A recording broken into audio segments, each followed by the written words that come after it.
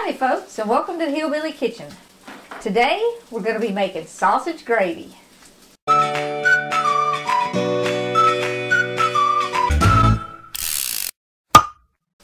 Now, biscuits and gravy is like the traditional country hillbilly breakfast.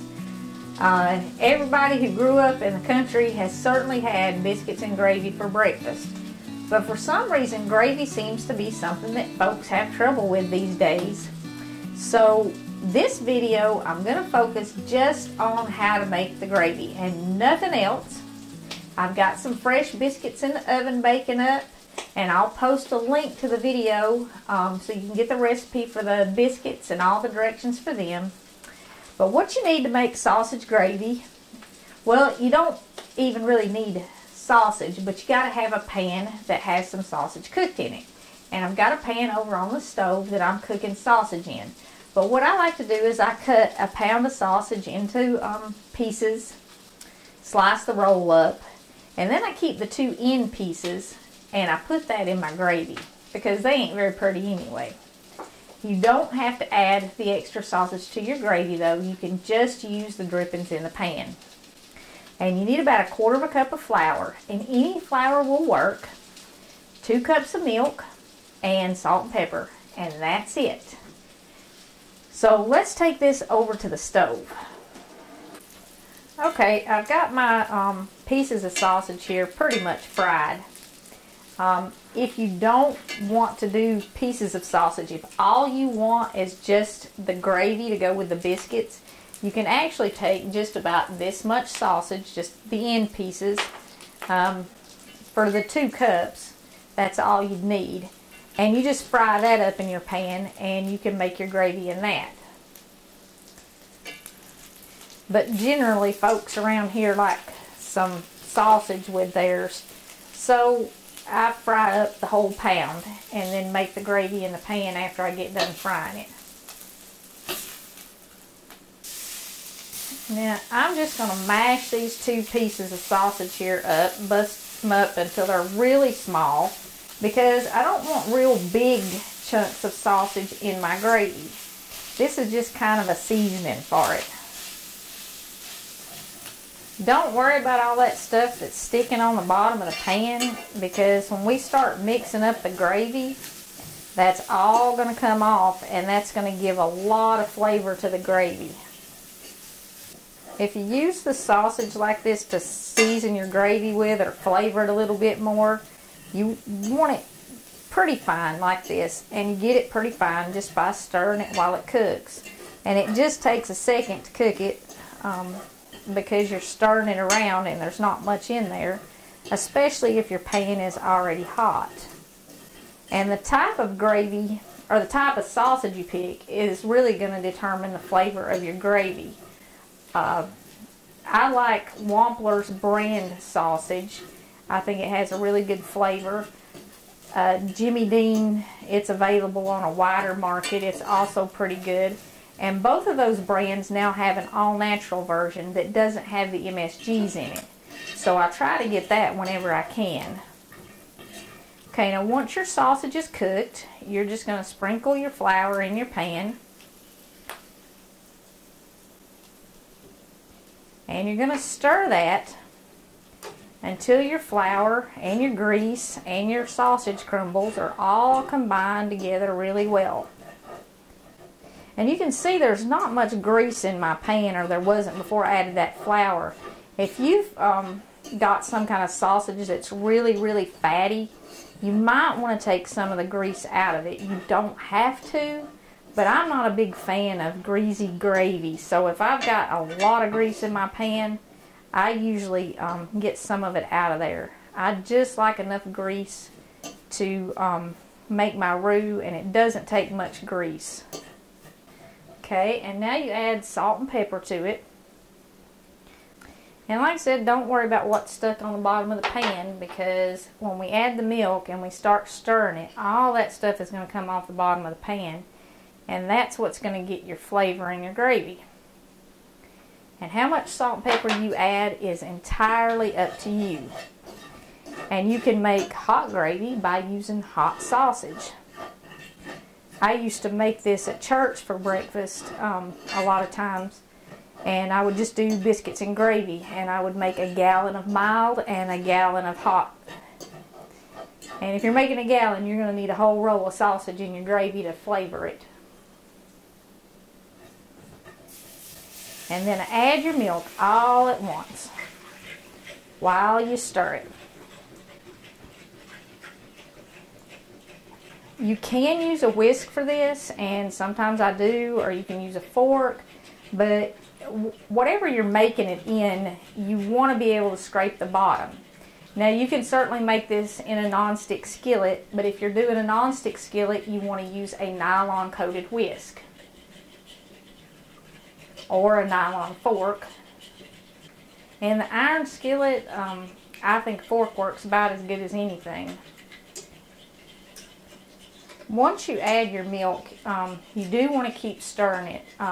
You don't want to, I mean, you can let it sit for like just a second while you stir something else. Like if you were cooking a big breakfast and you were doing some eggs and fried apples and all that stuff, it's okay to stop for a second while you stir something else. But you pretty much want to keep stirring once you've added your milk. And I don't know if you can tell the difference in the sound of the pan or not, but when I first added my milk and I started stirring, you couldn't hear the fork on the bottom of the pan.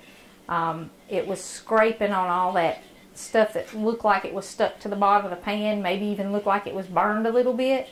And now you can hear the fork on the bottom of the pan. And it feels smooth as I'm stirring it. It doesn't feel real rough anymore like it did when I first started. That's because when you dump that milk in there, it makes all that stuff release, and it, like I said, it gets in your gravy and gives it a really good flavor.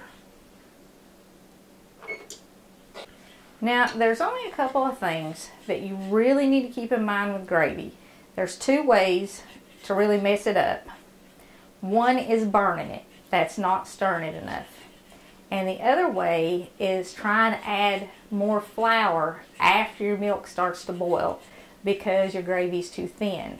You absolutely cannot add flour to this once it starts to boil. If it was really, really, really thin and you had cooked it for a long time, you could maybe dissolve a little milk or a little flour in a little cold milk and then add it to it and thicken it. But that really doesn't work very well. If it's too thin, the best way to get it thicker is to just keep cooking it, because it will cook down and it will thicken. And it doesn't matter how thin you got it. I could have put a tablespoon of flour in that much milk and eventually cooked it down and got it thick. But that would have been eventually. Now the other thing is, if it's too thick, if you make it and it's just too thick, all you got to do is add a little bit more milk and then stir it until it's smooth. And you can add milk as many times as you need to, and when it gets hot, it will smooth right back out. My granny used to make a big pan of gravy in the morning for breakfast, especially during planting time and harvest time when everybody was going to be outside working all day. And then when they came in for lunch, she would add milk to the pan that had sat on the stove from breakfast until lunch and gotten really, really stiff, and just heat it up and stir it until it all smoothed back out. And that's what they would have for lunch. So now the FDA don't recommend doing that these days, so don't leave your gravy sitting on the stove till lunchtime and say Becky said it was alright to just add more milk to it. But Granny did it our whole lives and none of us ever died from it. Okay, now my gravy started to boil. You do want to bring it to a boil. And once it gets to a boil, and it's going to thicken up pretty fast. When it gets as thick as you like it, take it off the heat and get it, well, you don't necessarily have to get it out of the pan. If you leave it, especially if you cook it in an iron skillet and you leave it in the skillet, it'll help keep it warm. But you want to get it off that heat. And even if you leave it in the skillet, it's going to continue to get thicker. And something else to keep in mind is as it cools, it's going to get thicker. Like this is not super thick now, but Brett likes his gravy really thick. And by the time this gets on his plate and he gets ready to eat it, that's going to be really thick gravy. So you want to stop it a little bit before the point where it's as thick as you think you want it. And that's what I've got right there. That's as thick as I want it. It's going to get thicker as it cools. And like I said, if it's too thin, keep cooking it. Don't add more flour. That will cause lumps that you will never get out of it. And if it's too thick, just pour a little more milk in there. And if you've got them getting out of bed, 30 minutes apart, and you've got to heat the gravy back up, add a little more milk. It'll thin it right back out, and it'll smooth out and get it'll get back to this exact texture when you get it hot. So you can warm it up as people get out of bed and add a little more milk to it, and it'll be fine. I want to use this spatula and really get this out of this pan and kind of show you what I'm talking about, that all the stuff that was burned in the bottom of the pan came out. See, you can see none of that brown stuff that was in the bottom of the pan is left. The milk lifted it all off as it boiled, and this pan will be really easy to clean because we already got all the stuck on stuff out and it's in our gravy. A lot of people ask me about the cast iron skillets on the glass top stove. It is not recommended that you use cast iron skillets on glass top stoves, in large part because they are so heavy. So if you do it, be very careful, because if you sit the skillet down just a little bit too hard, it can crack the top of the stove. And also because they're rougher on the bottom than most skillets are, so if you slide it across your glass top stove, it's going to scratch it. So that's the reason why it's not recommended, because it's very easy to scratch the stove and also very easy to break the stove with them. But if you have a glass top stove and you want to use your cast iron on it, just be really, really careful. Now our biscuits are ready, and they're golden brown, and our gravy is ready. And like I said, I will post a link to these biscuits. These are a really simple 3-ingredient biscuit. So this is a classic country breakfast that anybody can make.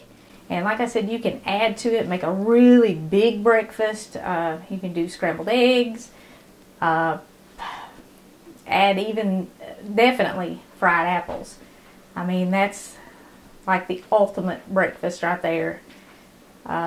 Just whatever you want. Add some bacon to it, especially if you got a whole lot of people coming over. So you've got a little bacon, little sausage, the biscuits and gravy. Now that you know all the tricks to making the perfect sausage gravy, you can have biscuits and gravy for breakfast anytime you want to. Homemade, hot, fresh, in your own kitchen. And if you got a big crowd to feed, biscuits and gravy is a super cheap way to do it. You can really stretch your food a long way if you're doing biscuits and gravy and feed a lot of people for just a little money. I said a lot of us in the country, we grew up on biscuits and gravy, and there were some hard times. Thank you so much for joining us, The Hillbilly Kitchen. If you haven't already, please click like and subscribe before you leave. And until next time, remember to put God first.